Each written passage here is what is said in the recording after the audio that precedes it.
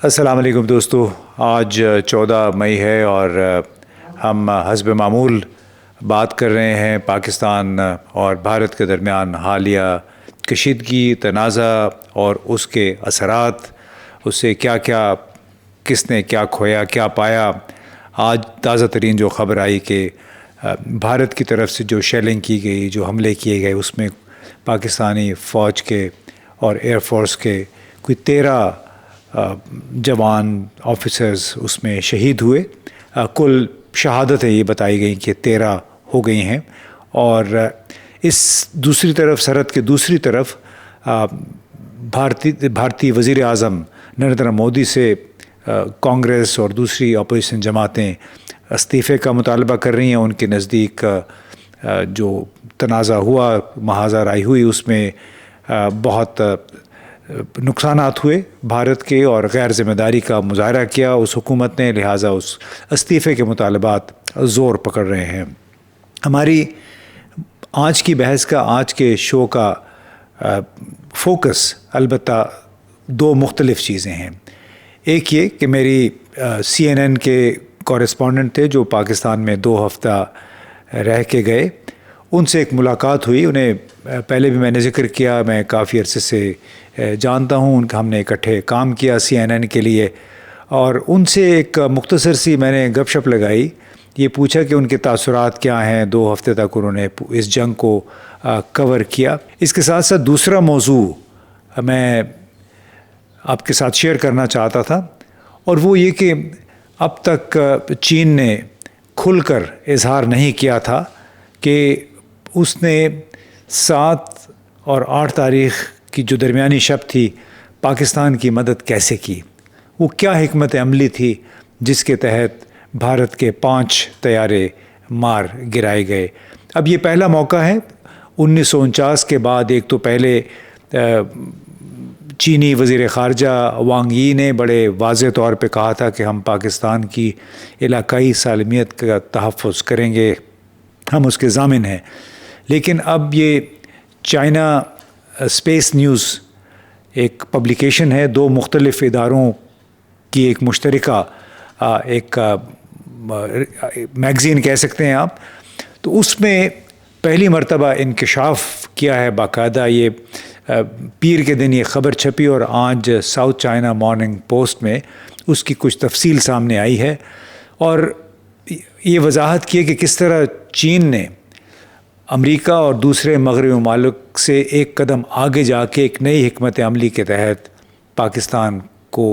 ہر قسم کی سپورٹ فراہم کی۔ اب اس طرف میں بعد میں آتا ہوں کہ وہ کیا حکمت عملی تھی جو چین نے اختیار کی۔ اب اس وقت پہلے ذکر ہو جائے کہ CNN کے کورسپونڈنٹ نک رابرٹسن کے ساتھ ملاقات میں ہم نے کیا ڈسکس کیا۔ وہ اسلام آباد سے یہاں سے وہ رپورٹنگ کرتے رہے ہر قسم کی، اور انہوں نے پاکستانی انٹیلیجنس، سیکیورٹی اور وزارت خارجہ کے حکام کے ساتھ بات چیت کرتے رہے۔ اس کے ساتھ ساتھ وہ جڑے ہوئے تھے لندن میں اور واشنگٹن میں بھی اپنے نمائندوں کے ساتھ لمحہ بلمحہ کی خبروں کے لیے اور بیک گراؤنڈ انفارمیشن کے لیے۔ اب نک رابرٹسن نے دنیا بھر میں تقریباً تمام جو جنگیں ہیں وہ کور کی ہیں، چاہے وہ افغانستان ہے، عراق ہے، یمن ہے، یوکرین ہے، اور بڑا ہی زبردست قسم کا تجربہ ہے۔ ہم دونوں اکٹھے تھے قندھار میں دسمبر 1999 میں، جب بھارت کا طیارہ C-814 بوئنگ طیارہ تھا جو اغوا ہو کے وہاں لایا گیا تھا، تو وہ کوریج ہم دونوں نے اکٹھے کی تھی۔ میں نے ان سے پوچھا کہ آپ کا یہ 2 ہفتے کا تجربہ کیسا رہا، جس طرح دونوں ملکوں کے درمیان، یعنی بھارت اور پاکستان کے درمیان میڈیا میں ایک ہیجان سا پیدا ہو گیا تھا، اور خاص طور پہ بھارتی میڈیا جو 400 سے زیادہ چینل ہیں، کس طرح وہ چیخ چلا کر پاکستان کو سزا دینے کی بات کر رہے تھے۔ تو میں نے نک رابرٹسن سے جو بات چیت کی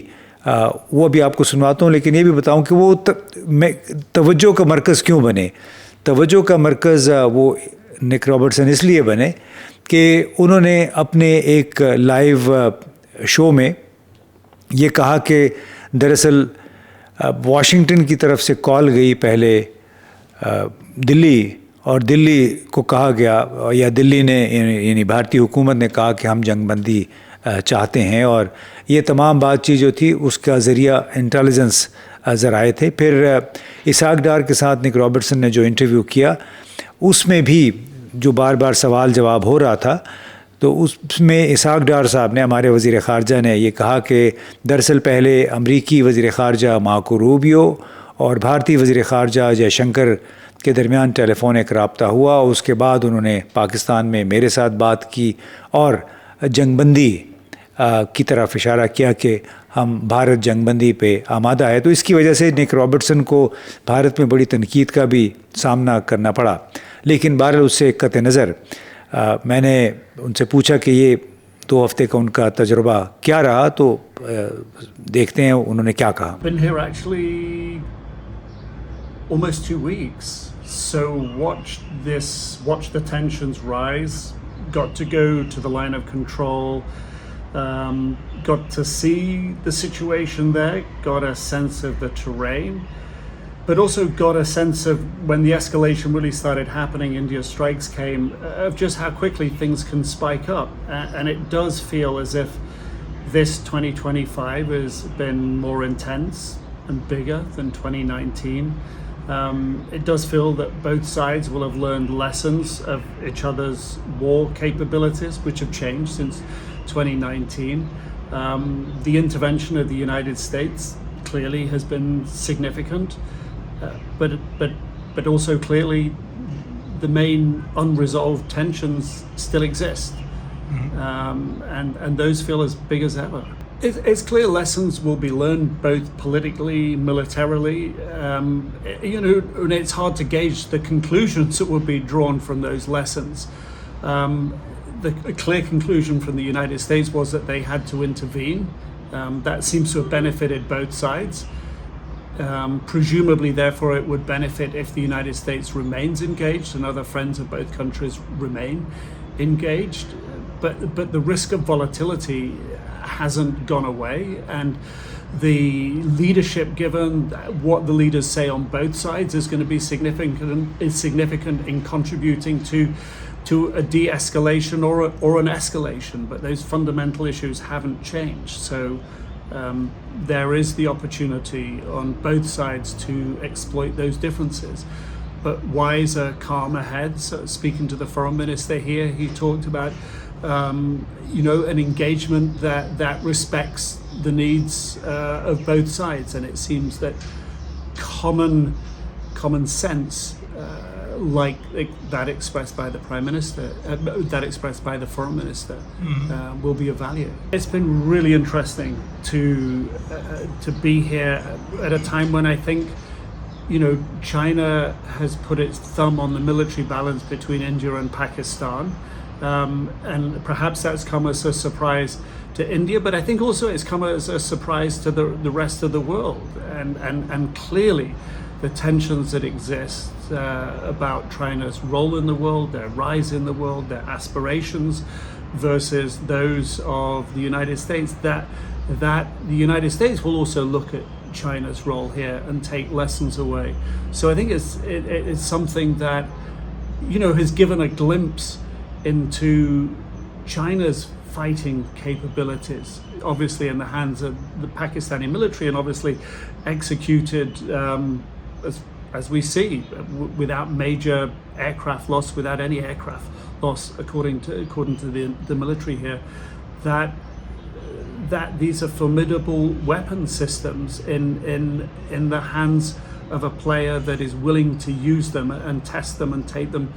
them to their limits. And that has to be a lesson for everyone. Again, it's the conclusions of those lessons I think that will be important. I think the animosity at the moment is high. There's an opportunity for talks in the near future. If the US remains and others remain engaged with both sides, then perhaps diplomatic political formula can be found. But I think it's hard at the moment to make real judgments, because we've had the military side, but we've got to see the politics and diplomacy play out. And as surprised as we were about how quick the military escalation came, then perhaps there are new calculuses that can be made in the new environment. If there are, I'm sure they won't be easy, but it's possible, so we can't rule those out. Nick Robertson ने basically ये कहा कि मैं एक ऐसे वक्त में आया जब कि कशीदगी ज़ोरों पे थी, मैं लाइन ऑफ कंट्रोल भी गया, कश्मीरियों से भी मिला, यहाँ भी हुकाम के साथ बातचीत हुई, और मेरा ख़्याल है कि चीन ने जिस तरह हिंदुस्तान और पाकिस्तान के दरमियान तनाज़े में अपना तमाम तर वज़न पाकिस्तान के पलड़े में डाल दिया, तो वो दुनिया भर के लिए, न सिर्फ भारत के लिए बल्कि दुनिया भर के लिए बड़ी हैरत का बायस बना है। और ये जो कशीदगी जिस अंदाज़ में यहाँ पे हाल अमरीकी मुदाखलत से तो ख़त्म हो गई, सीज़ फायर हो गया, लेकिन आपको याद है कि नरेंद्र मोदी ने अपनी तकरीर में कौम से ख़िताब में ये कहा कि अभी सिर्फ वक्फ़ा हुआ है, और फिर एक ट्वीट के ज़रिए भी ये कहा कि आप मायूस ना हों, अभी इम्तिहान और भी बाकी हैं और लंबा सफ़र है, लेकिन इंतज़ार कीजिए। तो मतलब कि उन्होंने एक लिहाज से धमकी दी कि अब हम जंग दोबारा भी शुरू कर सकते हैं। तो निक रॉबर्टसन ने इसी तरफ इशारा करते हुए ये उम्मीद ज़ाहिर की कि अगरचे कश्मीर जैसे मसाइल का एक मुस्तकिल हल तलाश किया जाना चाहिए, और ये कि मौजूदा सूरत हाल में बड़ा ज़रूरी है कि दोनों मुल्कों के लीडर हालिया तनाज़े से कुछ सबक सीखें, क्योंकि अब जंगें जो हैं बड़ी आसान हो गई हैं। उन्हें टैंकों की, हैवी आर्टिलरी की, बड़ी बड़ी फ़ौजों की ज़रूरत नहीं है, बल्कि ये फ़िज़ा में ये जंगें होती हैं, सैटेलाइट के ज़रिए, मिज़ाइलों के ज़रिए, जेट तैयारों के ज़रिए। और निक रॉबर्टसन ने यह भी कहा कि बिल्कुल वाज़ेह है कि 2019 में जो पाकिस्तान भारत के दरमियान कशीदगी पैदा हुई बालाकोट पर भारतीय हमले के बाद, 2025 की जो जंगी एक महाज़र आई थी और उसमें कई जानें दोनों तरफ से ज़ाया हुए, नुकसानात भी हुए, तो वो काफ़ी सीरियस थी उनके बकौल। और ये भी उन्होंने माना कि चीन की बराह रास्त मुदाखलत या उसकी सपोर्ट जो पाकिस्तान को हासिल थी, उसने सबको हैरान कर दिया है। और इससे बड़ा वाज़ेह हो के सामने आया कि चीन की जो लड़ाई की और टेक्नोलॉजिकल जो सलाहियतें हैं, वो उसने सबको परेशान भी कर दिया। और इससे बड़ा ज़ाहिर होता है कि चीन आइंदा जो भी तनाज़ात होंगे इस इलाके में, ख़ास तौर पर पाकिस्तान के और भारत का, तो उसमें सब लोग सोच विचार ज़रूर करेंगे कि क्या हमें इस तरह खुलकर एक महाज़राई करनी चाहिए या नहीं चाहिए, क्योंकि चीनी हथियारों ने, चीनी जेट तैयारों ने, जो कि J-10C और JF-17 थंडर, जो कि अब पाकिस्तान चीन की मुश्तरका पैदावार है, इस तरह इन फिर PL-15E जो मिज़ाइल हैं एयर टू एयर, इन सब ने अपना बड़ा काम किया। लेकिन इसके अलावा बहुत कुछ था। अब इसमें तो कोई शक नहीं कि पाक फ़िज़ाइया के जंगजुओं और चीनी हार्ड और सॉफ्टवेयर, डिफेंस की हार्ड और सॉफ्टवेयर के बिल्कुल एक नई जहद सामने देखने में कि दोनों का इम्तज़ाज था, जिसकी वजह से पाकिस्तान ने भारत के 5 तैयारे गिराए, उसके अलावा कुछ 26 हमले भी किए, जिसका एतराफ़ भारतीय तर्जुमानों ने ख़ुद भी किया। और इसमें भी कोई शक नहीं है कि भारत ने पहली मरतबा पाकिस्तान के अंदर आके न सिर्फ बहावलपुर, लाहौर के करीब मुरीद के पर टारगेट्स पे हमले किए, बल्कि ड्रोन के ज़रिए, हारोप जो इसराइली साख्ता ड्रोन है उसके ज़रिए रावलपिंडी तक उसने दरअंदाज़ी कर दी एक लिहाज से, यानी एक ऐलान जंग था ड्रोन के ज़रिए। तो इससे भी ये भी ज़ाहिर हो रहा था कि पाकिस्तान के एयर डिफेंस जो है उसको वो तोड़ते हुए ये ड्रोन्स पाकिस्तान रावलपिंडी तक पहुंच आए थे। रावलपिंडी स्टेडियम के बाहर भी एक ड्रोन आया था। साउथ चाइना मॉर्निंग पोस्ट में एक रिपोर्ट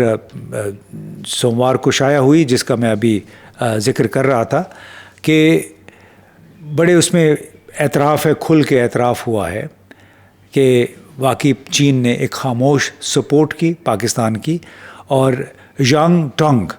नामी एक ऑथर हैं, उन्होंने साउथ चाइना मॉर्निंग पोस्ट में एक आर्टिकल ये लिखा और कहा कि ये बताया कि टेक्निक क्या इख्तियार की चीनी एयर डिफेंस और चीनी अफवाज ने पाकिस्तान की मदद करने के लिए। तो उन्होंने ये लिखा कि एक जदीद तरीन कॉन्सेप्ट था ABC डाटा शेयरिंग सिस्टम का, एक बहुत ही मरबूत सा जामे कॉन्सेप्ट है, اس نے ہندوستانی افواج کو بالکل ایک لحاظ سے بلائنڈ کر دیا تھا وقتی طور پہ. کمیونیکیشن ان کی ختم کر دی تھی جیمنگ کے ذریعے, اور وہ اس کے لیے ظاہر سیٹلائٹ استعمال ہوتے ہیں. تو جو جانگ ٹونگ نے ساؤتھ چائنا مارننگ پوسٹ میں جو آرٹیکل لکھا, اس کی بنیاد ہے چائنا اسپیس نیوز کا ایک مضمون 12 مئی کو چھپنے والا, اور اس میں انہوں نے کہا کہ پاکستان ایئر فورس نے جو جدید تجربہ کیا وہ یہ تھا کہ ایئر فورس نے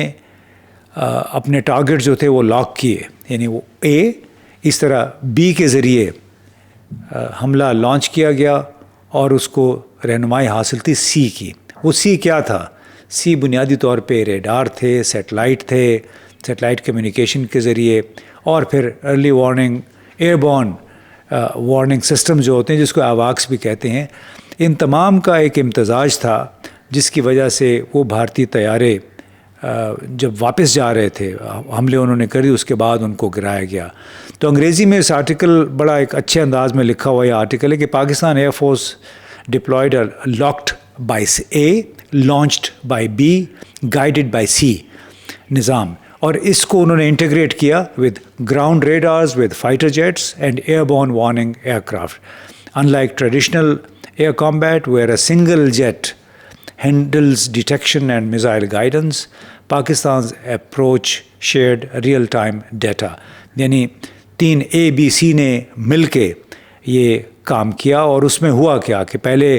گراؤنڈ سسٹمز کے ذریعے پتہ لگایا گیا کہ دشمن کا اہداف کیا ہیں, پھر جو پیٹرول جیٹس تھے ان کے ذریعے میزائل لانچ کیے گئے محفوظ فاصلے سے, یعنی ظاہر اپنی حدود میں رہتے ہوئے, اور پھر فائنلی جو ایئر بورن وارننگ اور کنٹرول سسٹمز ہوتے ہیں جس کو ایواکس کہتے ہیں, انہوں نے ان کو گائیڈ کیا, اور جو پھر پریسین گائیڈڈ میزائل جو تھے PL-15E انہوں نے پھر اپنا کام دکھایا. تو ایک بڑا زبردست ایک اپروچ تھی. اس میں اس آرٹیکل میں یہ بھی لکھا ہے ساؤتھ چائنا مارننگ پوسٹ کے کہ روس اور امریکہ نے اب تک جو ٹیکنیک اختیار کی تھی دشمن پر حملے کے لیے, وہ یہ ہوتا تھا کہ اے کے ذریعے آپ لانچ کرتے ہیں اور بی رہنمائی کرتا ہے, یعنی آپ کا جو آپ کا سسٹم ہے جو زمین پہ وہ آپ کو گائیڈ کرتا ہے, اور اے آپ کا میزائل ہے یا پھر آپ کا جیٹ طیارہ ہے. لیکن اس مرتبہ سی ایلیمنٹ اس میں آ گیا, اور سی ایلیمنٹ ظاہر ہے اس میں ایئر بورن سسٹمز تھے, اس میں سیٹلائٹ تھا, سیٹلائٹ جیمنگ تھی. اب دونوں ملکوں کے انجینئرز نے اور جتنے بھی ایکسپرٹس تھے ایویشن کے, انہوں نے ملا کے ایک ایسا کام کیا کہ جس میں بھارتی طیارے جب واپس جا رہے تھے تو ان کو کافی بڑا نقصان اٹھانا پڑا, اور وہی بھارت کے لیے شرمندگی کا باعث بھی بنا ہے. اور آپ کو معلوم ہے کہ ابھی تک بہت واضح خبر نہیں آ سکی کہ بھارت کے ایکچوئل کتنے طیارے اس جنگ میں گرائے گئے. لیکن ایک بات بڑی واضح ہے کہ چین اور پاکستان اس تمام تنازع میں بہت زیادہ مزید قریب ہوئے ہیں, اور وہ لوگ جنہیں شاید یہ خیال تھا, خود بھارت کے اندر بھی ان کی کیلکولیشن خراب ہو گئی کہ وہ بہت خبریں سن رہے تھے کہ سی پیک کے معاملے پہ پاکستان سے چین ناراض ہے, کیونکہ آپ کو معلوم ہے کہ گزشتہ 4-5 برسوں کے دوران کوئی 22 کے قریب چینی باشندے مختلف دہشت گردی کے حملوں میں مارے گئے, اور اس کی بنیاد پہ بلا شبہ دونوں ملکوں کے درمیان بڑی تلخی پیدا ہوئی تھی. سیکیورٹی معاملات پہ چین کے بڑے اعتراضات تھے, اور اکثر اس میں میٹنگز میں بڑی تلخی بھی ہوئی دونوں ملکوں کے حکام کے درمیان. اس پہ ہم پہلے بات بھی کرتے رہے ہیں. بڑے لوگوں نے مجھے کہا کہ آپ تو کہا کرتے تھے کہ چین جو ہے پاکستان سے ناراض ہے. بلا شبہ آپریشنل لیول پہ جہاں تک سیکیورٹی کے حوالے سے اسٹینڈرڈ آپریٹنگ پروسیجرز ہیں, سستی ہے, نالائکی ہے, اس حوالے سے ضرور چینیوں نے ناراضگی کا اظہار کیا, اور شاید اسی کو بنیاد بنا کے بھارتی ایئر فورس نے, بھارتی فوج نے سوچا کہ کیوں نہ یہ اچھا موقع ہے. پاکستان میں ویسے ہی سیاسی طور پہ تقسیم اس وقت پائی جاتی ہے, تو اس کا فائدہ کیوں نہ اٹھایا جائے. لیکن وہ یہ مکمل طور پہ بھول گئے کہ پاکستان اور چین کے درمیان ایئر ڈیفنس میں سیٹلائٹ کوآپریشن جو تھی وہ سیٹلائٹ امیجری میں, ریڈارز میں, اور ایئر ٹو ایئر میزائل وغیرہ میں ان تمام سسٹم سے جو اس کی جس کو کہتے ہیں اسٹریٹجک کوآپریشن، وہ ایک نئے لیول پہ چلی گئی تھی، اور وہی نیا لیول جو ہے پاکستان کو موجودہ تنازع میں سرخرو کرنے میں کامیاب ہوا، اور اسی کی وجہ سے بھارتی قیادت بشمول ان کے وزیر اعظم نریندر مودی اس وقت خاصی ایک ڈیفینسو پوزیشن میں ہیں۔ بہت بہت شکریہ۔